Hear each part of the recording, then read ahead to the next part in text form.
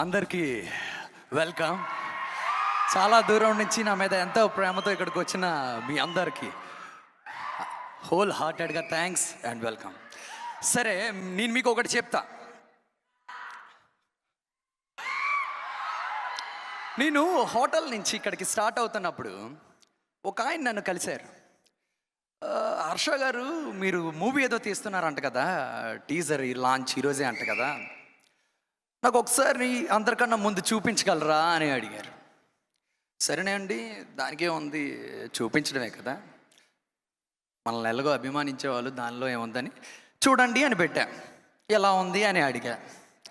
చాలా బాగుందండి, కాకపోతే నాకు ఒక క్వశ్చన్ ఉంది అని అడిగారు. ఏంటి ఆ క్వశ్చన్ అని అడిగా. అసలు సినిమా ఎందుకు అని అడిగారు. సరే, ఆ క్వశ్చన్ మీకే కాదు చాలా మందికి ఉంటుంది, డైరెక్ట్గా అక్కడే చెప్తా అనేసి స్ట్రైట్గా హాస్పిటల్లో కొంచెం బాగోపోతే చేసుకుని ఇక్కడికే వచ్చా. ఇప్పుడు నేను మిమ్మల్ని ఒక క్వశ్చన్ అడుగుతా సరదాగా.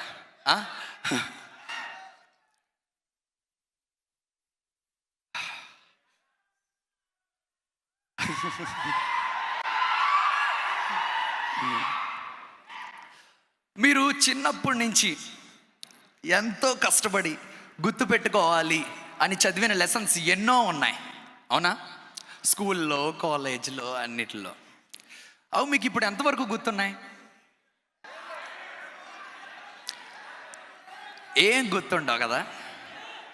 కానీ ఒక్కటి చెప్పనా, మీకు అప్పుడే ఊహ తెలిసినప్పుడు దాహం వేస్తుందని ఆ నీళ్ళు కోసం ఒక కుండలో కాకి రాళ్ళేసి పైకి నీళ్ళు వచ్చాయి, తాగింది అన్న కథ గుర్తుంటుంది. ప్లస్ మీరు చిన్నప్పుడు చూసిన సినిమాలు గుర్తున్నాయా లేదా? బేసిక్గా మనుషుల మైండ్లు ఏంటంటే కథలు గుర్తుపెట్టుకోవడానికి మాత్రమే డిజైన్ చేయబడ్డాయి, ఇంకా ఏది కాదు. మరి కథ చెప్పడంలో ప్రెసెంట్ ది మోస్ట్ పెద్ద మీడియం సినిమా. సో అందుకనే మాట మనం సినిమా చేయడం, కొన్ని కమ్యూనికేట్ చేయడానికి, ఇంకా ఆడియన్స్కి చాలా ఇంటరాక్ట్ అవ్వడానికే ఈ సినిమా అన్న మీడియంని మనం వాడుకుంటున్నాం. సో బేసిక్గా ఇదంతా ఒక 1 year బ్యాక్ స్టార్ట్ అయింది. 1 year బ్యాక్ స్టార్ట్ అయినప్పుడు నేను అనుకున్నా, ఇలా మీరు సినిమా చేస్తే బాగుంటుంది అన్నట్టు వచ్చినప్పుడు జస్ట్ నేను పాయింట్స్ అన్నీ చేసుకున్నా. ఏంటి, ఎలాగా, అసలు ఇది చేయడం వల్ల ఏవేవి అడ్వాంటేజెస్ ఉంటాయి ఏంటి. ఒకరు అన్నారు, సినిమాలు సక్సెస్ చేసుకుంటూ వెళ్ళిపోతే బోల్డ్ అంత డబ్బులు వస్తాయి అన్నారు. నిజమే కదా, మనం ఎక్కువ ఇవ్వాలంటే మనకు ఎక్కువ డబ్బులు కావాలి, లేకపోతే ఎలా అవుతుంది. రెండోది, ఇందాక మీకు చెప్పిన పాయింట్, మంచి స్టోరీస్ని, ఫిలాసఫీస్ని, ఐడియాలజీస్ని ఆడియన్స్కి కమ్యూనికేట్ చేయడానికి సినిమా అన్నది ఒక మంచి మీడియం అవుతుంది అనేసి రెండో పాయింట్ వచ్చింది. మూడోది ఏంటంటే, చాలామంది టాలెంటెడ్ అండ్ యంగ్ యాంటిసిపేషన్ ఉన్న వాళ్ళకి స్పేస్ని కలిగించే లక్ మనకు వస్తారు. ఇది చారిటీ కాదు, ఆ స్పేస్ని ఎవరికి ఇవ్వరు, వాళ్ళ టాలెంట్ని చూసే ఇస్తారు. కాకపోతే ఆ ఆపర్చునిటీ మనకు కూడా ఉంటుంది, ఒక డైరెక్షన్లో అవనివ్వండి, ఈ విషయంలో. సో ఇలా అన్నీ ఇది చేసుకొని అప్పుడు డిసైడ్ అయ్యి చాలా క్యాలిక్యులేషన్స్ చేసుకొని స్టార్ట్ చేయడం జరిగింది. మీకు ఎలా అనిపించింది టైటిల్ టీజర్?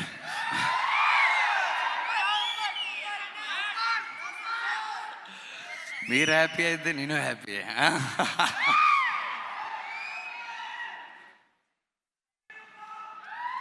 ఏంటి,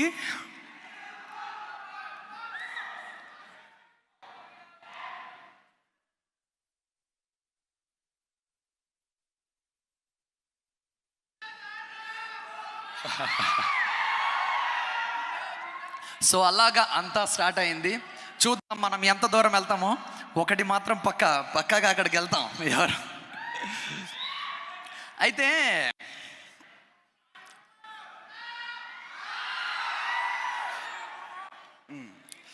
సో అలా ఇదంతా స్టార్ట్ అయింది.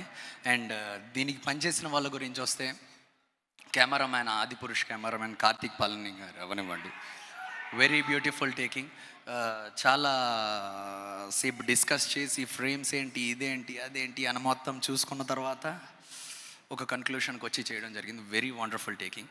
నెక్స్ట్ ఫైట్ మాస్టర్ అంజీ గారు చాలా బ్యూటిఫుల్గా డిజైన్ చేశారు. ఆయన ఎంత బాగా చేశారంటే ఎక్సెప్షనల్. మొత్తం నేను ఫస్ట్ డే ఏం డిస్కస్ చేశానో అది కరెక్ట్గా లైవ్కి తేడానికి ఎంతమంది స్టంట్ మ్యాన్స్ కావాలి, ఎంతమంది ఎక్స్ట్రా ఫైటర్స్ కావాలి, ఇదంతా పర్ఫెక్ట్గా ఆర్గనైజ్ చేసుకున్నారు. అలాగే ప్రొడక్షన్ గురించి కూడా చెప్పాల్సింది ఏమీ లేదు. ఎక్కడ కాంప్రమైజ్ అవ్వకుండా the best of the best క్వాలిటీని ప్రజెంట్ చేశారు, అందులో డౌట్ లేదు. నెక్స్ట్ గంగాధర్ గారు అవనివ్వండి, బుజ్జి గారు అవనివ్వండి, అంజలి పవన్ గారు అవనివ్వండి, నెక్స్ట్ మా డాక్టర్ కమల్ గారు అవనివ్వండి, every one did very fantastic job. So అది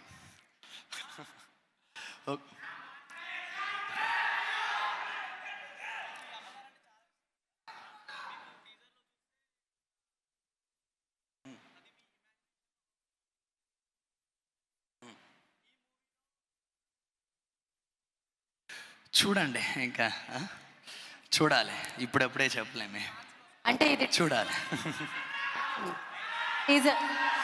ఓకే, సో మీరు హ్యాపీ కదా ఫైనల్గా?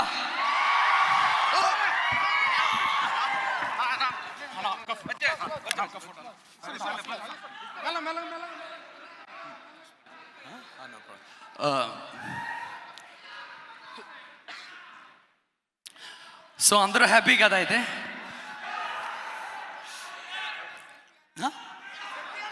వస్తా. ఓకే, థ్యాంక్ యూ, మళ్ళీ కలుద్దాం. Thank you Harsha.